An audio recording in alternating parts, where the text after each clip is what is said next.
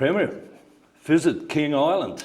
Time Yes. to play golf, 2 rounds, go to the beach, and was that a little bit how it was the last 2 days? Well, not really, but there'll be a time when I'd love to come back to King Island and have a couple of rounds of golf, because there's a lot of exciting opportunities, as you well know. And I visited Ocean Dunes yesterday to see that extraordinary development underway. Of course, we supported Ocean Dunes with a $10 million loan facility to enable that to happen. And my view is, if governments can reach in and support and co-invest in community infrastructure such as that, it's fantastic, and that benefits the whole island. So it was great to be there, see the progress, but also I met 4 of 5 new apprentices on the island, local young people, which is fantastic, apprentice plumber, a carpenter and others there.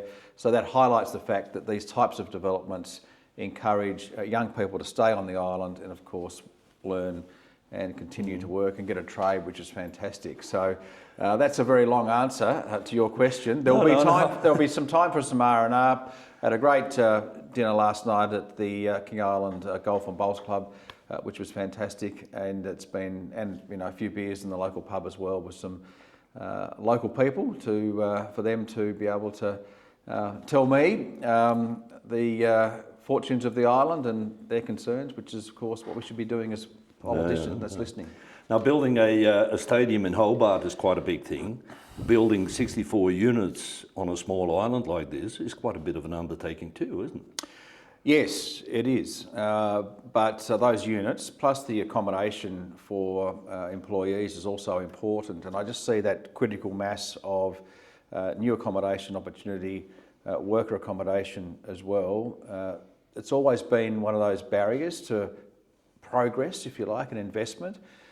Chicken and the egg type thing, in terms of where we get access to the trades and where do they live and all those types of things. And this is an example of not only at working, but also building that island capacity as well. Mm-hmm. Now, of course, the big question that's coming up, obvious. You also had a meeting with the King Island response team on Thursday morning. We don't hear a lot about it. Is it on purpose, sort of, it happens indoors, within, there's nothing really coming out of it? And if there is, how would you explain to our viewers what the team actually does, what is happening? Well, with the King Island response team, yes, it met today. There are a number of community representatives amongst the group as well, including council representatives, federal and state members of parliament, community people such as the local Citizen of the Year, Sally Hannavere, which is great to have that input as well. And so what is important is that everyone is around the table. The objectives of the response team is to, while the sale process for the King Island Dairy is ongoing, and our objective is to have the King Island Dairy sold to a purchaser that believes in the island and believes in the business and will grow the business. Outside of that, we need to look at other economic opportunities for King Island as well. And that's what the response team's about, looking at those other tourism initiatives and other areas that governments can co-invest with the community. And it's not just the meetings we have, where we regroup every 4 or 5 weeks, but it's the workshops and other matters outside of that that are happening that are important and is part of the response team. Mm-hmm. Now, okay, in December, you made it clear in a press release that you didn't have much faith in Saputo working hard, trying hard to find a buyer for the King Island Dairy. Have you changed your opinion on that, or is it still?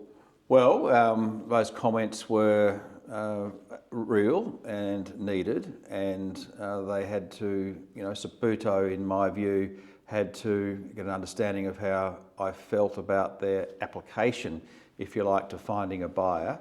And the words that I made, while they were strong words, they resulted in Saputo coming to the table and expanding the expressions of interest. And now we have a number or multiple levels of interest, or entities of interest, if I can put it that way, which is good. And so we're working through that now with obviously Saputo, the Coordinator General's Office, And I am quietly confident. I don't want to overpromise and underdeliver, but cautiously optimistic or quietly confident that we'll work through this and find a buyer. But we're not there yet, and So you changed a little bit. Not on my watch. Is that now?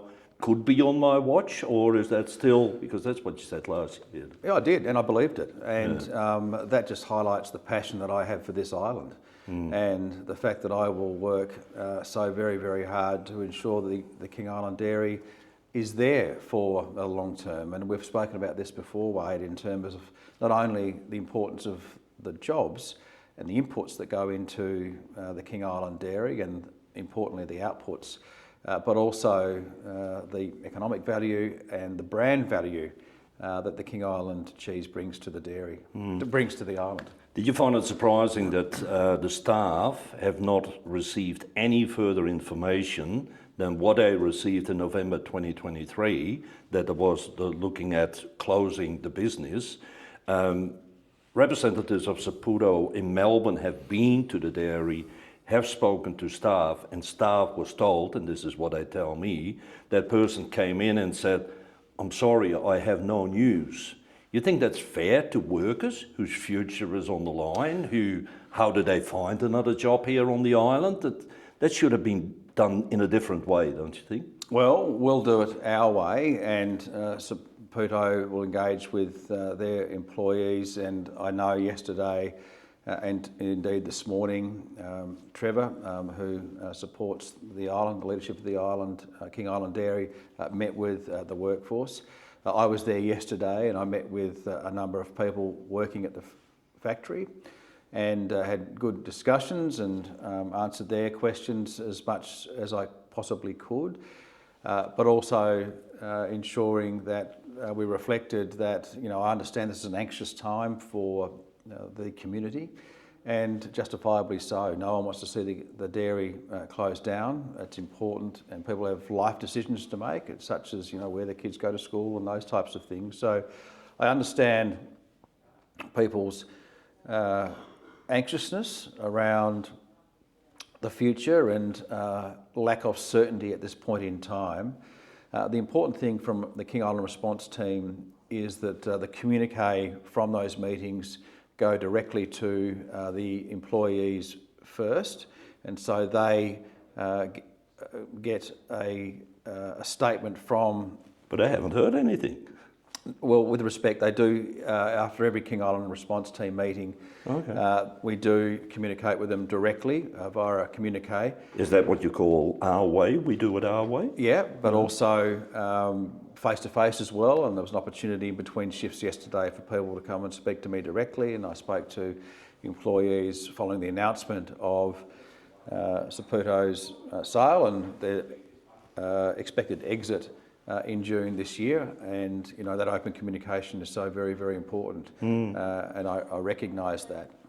We had calls about, and people asking from away, what price is there on the King Island Dairy, what does Saputo want for it. Interestingly enough, if you look at last year's Saputo's annual report, they actually written off the Burnie factory and the King Island factory. So when they write it off, what price would they put on it? Because then you think, well, for them it has no value anymore then, is it? That's why we're working with them now in as a constructive as way possible. We'll have our support for the state government for a new buyer potentially, in whatever form that may well take, to encourage a purchase, and we'll no doubt expect a high degree of reasonableness. Well, he's no longer the chairperson, so has he got a say still? Well, when it comes to Saputo, they say they're a good community and family company, and I expect that from them. Yeah. What's the deadline? Do you as a government, do you say, well, this is our deadline, Saputo, something needs to be decided before this date, because it looks like you want to close in June, is the latest we heard about it. You got your farms, you got your cattle, you got your milk. Have we set a deadline for this, as in decisions need to be made before the next time? Well, as soon as possible. Obviously, the deadline is the end of June. But we're working through that now and having those discussions, and so I would rather have a positive outcome from a discussion without a deadline, which may well be a deadline that doesn't end up with a positive result. So I want those discussions to be very open and frank and honest, so we can all work together to ensure the survival of the King Island dairy. 1st of May, for example, Saputo says, Premier Rockliff, we're really sorry, we haven't found a buyer, we have to close it down. Are you still going to look at what you mentioned before, and not in this interview, but that the government is considering nationalising the factory and sort of take over the operation? Well, look, governments aren't good at running dairies, and so we wouldn't expect that. But we will do whatever's possible to ensure that there is a production facility on the island producing the high quality branded products, such as cheese, of course. And so we'll do everything we can, but I'm not going to get into hypotheticals. Our focus right now is the buyer. Have you discussed anything with Saputo in regards to, say, a reparation fund, an exit fund? That, like often happens with the bigger companies, that have put a funding into a community to support it after they close their business? Not to my knowledge, there hasn't been any discussion around Should there that. be? Well, look, our focus is on securing a buyer and moving forward, and that's our number one game. Yeah, okay. Now, coming, that's enough Saputo, I'm sorry. Coming to your Grassy Harbour, in your budget you've got $150,000 for a feasibility study. Has that started? Is there progress with it? Or? Yeah, my understanding is it has started and there's been engagement, and in the next few months there will be an outcome from that. So I look forward to those discussions continuing, of course, with the local community and key stakeholders who have got some serious skin in the game, and at the end of the day, everyone on the island has. I've just come from a meeting with the King Island Beef Producers Group. I've met other beef producers on the island, tourism operators since I've been here. Obviously the Ocean Dunes and Cape Wickham and other entities, of course, on the island involved with tourism. I met with crayfishermen yesterday as well. So, everyone has some skin in the game when it comes to the Port of Grassy, but particularly those bigger industries, can I say, when it comes to beef.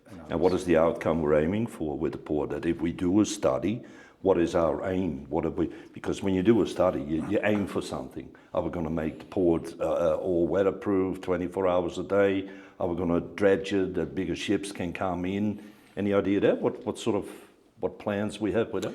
Well, any infrastructure, particularly when it comes to port infrastructure plans, needs to cater for the future and needs to ensure that has growth in the future as well. I mean, I am very confident that this wonderful island, as in King Island, with the wonderful mix of enterprises that it has, whether it be dairy, beef, crayfish, tourism, whether it be whisky, whether it be, of course, the larger production entities such as the G6 Metals mine, for example.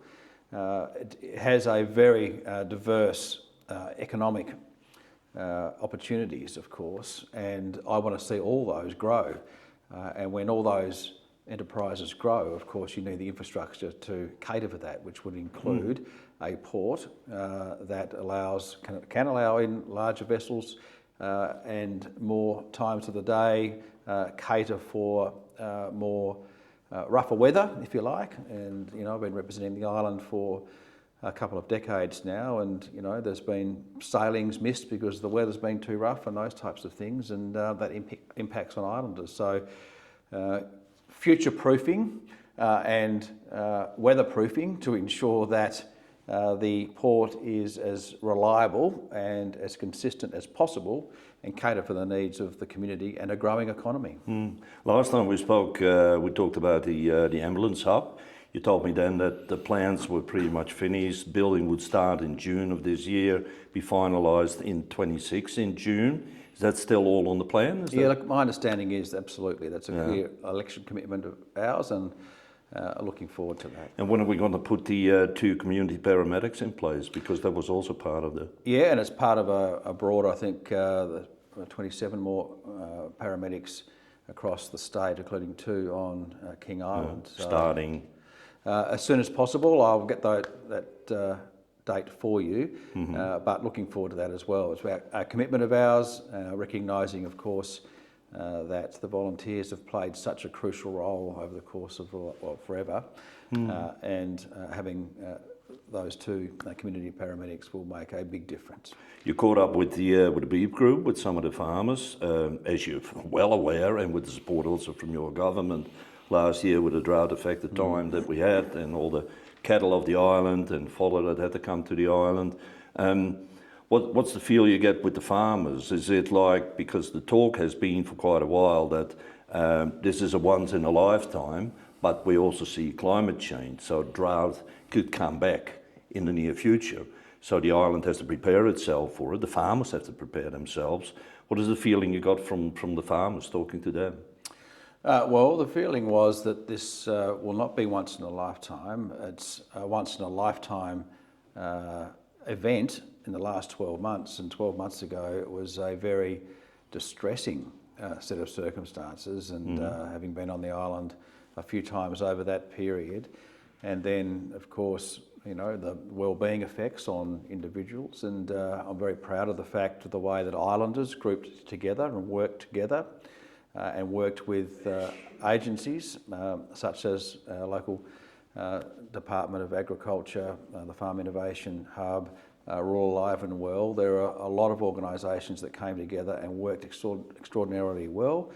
And of course, Need for Feed and all those other organisations that supported King Islanders through that time were very, very important. What is important, and part of the conversation today with beef producers, is the future. And, the 1 in 100 year drought may well come again in another, 5 or 10 years or earlier. So we have to build resilience and build knowledge and also build capacity when it comes to not only on-farm learnings, but also being able to flexibly manage stock off the island, extra sailings and those types of more flexible arrangements, should that come, which we hope it doesn't. It's been very welcome rains last year, but this is the second driest January, I am told, since 1974. So, we're hoping we get a break soon. Okay, my last subject. We often talk about with the island, the future of the island. Do you think that this is an island, and you look, for example, at Flinders Island, where you see a lot more of it, that this island should start to focus more on tourism, not just only having the golf courses, which is great, of course, but even like tourism in general, just to get away, because yes, we still could lose one of our biggest employers on the island. So should there be more focus on tourism, do you think? Yes, and we discussed this morning at the King Island Response Team the need for a gap analysis, and when it comes to the tourism industry, what are the areas that we can fill to give confidence to the tourism industry, give confidence to people that want to look at King Island and say, this is a great place that I can set up a good tourism enterprise and an experience. All the assets are here in terms of the feel of the island, the geography, the water. It's beautiful, beautiful island, the beef, the seafood, the golf experiences, and the history of the island as well is fascinating when it comes to the shipwrecks on the island and all sorts of other areas. So it's unique, and so we need to expand our product, but a product that needs to be aligned with the King Island brand, and indeed the Tasmanian brand, which is that high quality premium brand. And when people come to King Island, they get a great experience from woe to go and leave the island feeling refreshed, which is an important part of a tourism experience, of course. And wellbeing tourism is increasingly important when it comes to beautiful spas and saunas and relaxation retreats and those types of things. And King Island, in my humble opinion, is very conducive to that. When are we going to share your next experience on the island? Already booked the flight for a next visit, or could be a while? No, look, I would like to get here in February if that was possible. I do like my time on the island, and I'm keen to get our Minister for Infrastructure, Kerry Vincent, on the island, who I know has been very enthusiastically around mainland Tasmania, if I can call it that, visiting ports and other key areas of infrastructure. And I'm very keen to get Kerry over here and have the conversations that I've had over the course of the last 24 hours, 48 hours with our King Island beef producers and those in the tourism industry and those that want to talk about future logistics and future infrastructure needs of the island. Thank you very much for your time. My pleasure, Wade. Thank you.